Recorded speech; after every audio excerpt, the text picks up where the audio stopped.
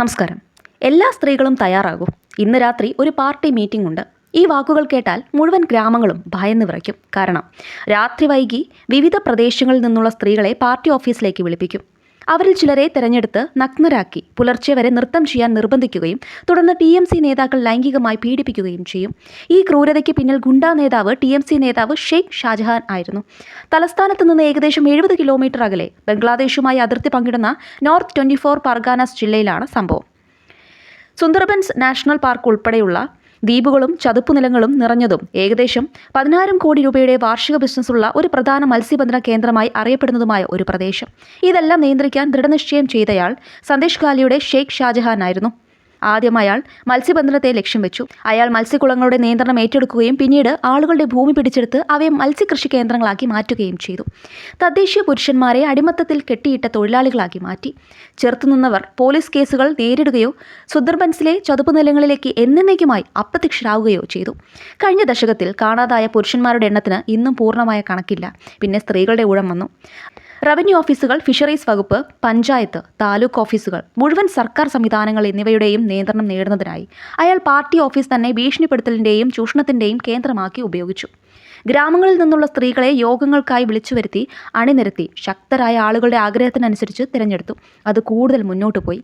Sandesh ഖാലിയിലെ TMC party office സന്ദർശിക്കുന്ന ഉദ്യോഗസ്ഥർ, ബിസിനസ്സുകാർ, സമ്പന്നരായ പാർട്ടി നേതാക്കൾ എന്നിവർക്ക് അവർക്ക് ഇഷ്ടമുള്ളപ്പോഴെല്ലാം ചൂഷണത്തിനായി സമീപ പ്രദേശങ്ങളിൽ നിന്നുള്ള സ്ത്രീകളെ നൽകുന്ന ഒരു സ്ഥലമായി മാറി. സന്ദേശ് ഖാലി ഒരു നരകമായി മാറി. പോലീസ് തന്നെ ഉൾപ്പെട്ടതായി ആരോപിക്കപ്പെടുന്നതിനാൽ ആളുകൾക്ക് പോലീസിൽ പരാതിപ്പെടാൻ പോലും കഴിഞ്ഞില്ല. ഞങ്ങളെ ചൂഷണം ചെയ്യുന്ന അതേ പോലീസ് ഉദ്യോഗസ്ഥരോട് ഞങ്ങൾക്ക് എങ്ങനെ പരാതിപ്പെടാൻ കഴിയും? ഇരകൾ ചോദിച്ചു.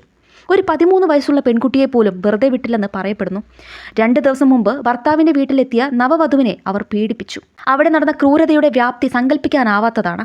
ആരും ശബ്ദമുയർത്തിയില്ല. ബംഗ്ലാദേശ് അതിർത്തിക്ക് അടുത്തുള്ള നോർത്ത് 24 പർഗാനാസ് ജില്ലയിലെ ഗ്രാമങ്ങളാണ് സന്ദേശ് ഖാലിയും ഹിംഗൽഗഞ്ചും. ഗ്രാമങ്ങളെക്കാൾ അവ 60-ലധികം ചതുപ്പുനില ദ്വീപുകളുടെ കൂട്ടങ്ങളാണ്. അവയ്ക്ക് അരികിലൂടെ ഒഴുകുന്ന നദി ഇന്ത്യ-ബംഗ്ലാദേശ് അതിർത്തിയായി മാറുന്നു. പല നിവാസികളും ബംഗ്ലാദേശിൽ നിന്നുള്ള മധുവ ദളിത് ഹിന്ദു അഭയാർത്ഥികളാണ്. ഒന്നുമില്ലാത്ത ആളുകൾക്ക് വോട്ടർ ID പോലും രാഷ്ട്രീയ പാർട്ടികൾ നൽകുന്ന ഔദാര്യമായി കണക്കാക്കപ്പെട്ടു. അനധികൃത കുടിയേറ്റക്കാർ ഇന്ന് മുദ്ര കുത്തപ്പെടുമെന്ന ഭയത്തിലാണ് പലരും ഇപ്പോഴും ജീവിച്ചിരിക്കുന്നതെന്ന് റിപ്പോർട്ടുണ്ട്. പ്രത്യേകിച്ച് പോലീസ് പോലും TMC വിശ്വസ്തരാണെന്ന് ആരോപിക്കപ്പെടുമ്പോൾ അവർക്ക് എങ്ങനെ സംസാരിക്കാൻ ധൈര്യം ലഭിക്കും? അതിലും മോശം, മധുവ സമുദായത്തിൽ നിന്നുള്ള നിരവധി പ്രാദേശിക നേതാക്കൾ TMCയിൽ പെട്ടവരായിരുന്നു. വീട്ടുനായ തന്നെ കോഴികളെ തിന്നുമ്പോൾ നിങ്ങൾ ആരോടാണ് പരാതിപ്പെടുക? TMC നേതാക്കൾ വർഷങ്ങളായി ഈ സാഹചര്യം മുതലെടുത്തു. ഈ അതിക്രമങ്ങൾക്കെതിരെ ഒരു സ്ത്രീ പ്രതികരിച്ചു. രേഖാ പത്ര. 2024 ജനുവരിയിൽ ഒരു കേസ് അന്വേഷിക്കാൻ ED ഉദ്യോഗസ്ഥർ എത്തിയപ്പോൾ ഷാജഹാന്റെ അനുയായികൾ അവരെ ആക്രമിക്കുകയും തെരുവുകളിൽ ഓടിക്കുകയും ചെയ്തു. പിന്നീട് CBI രംഗത്തെത്തി. അയാൾക്കെതിരെ 1-ലധികം ആരോപണങ്ങൾ അന്വേഷിക്കാൻ തുടങ്ങി. എന്നാൽ ഒരു പ്രശ്നമുണ്ടായിരുന്നു. ആരും പരാതി നൽകാൻ തയ്യാറായില്ല.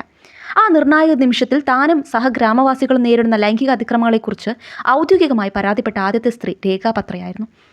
അവളുടെ ഒരൊറ്റ പരാതി കാരണം നിരവധി സ്ത്രീകൾ മുന്നോട്ട് വന്നതായി റിപ്പോർട്ടുണ്ട്. 100-ലധികം കേസുകൾ രജിസ്റ്റർ ചെയ്തു.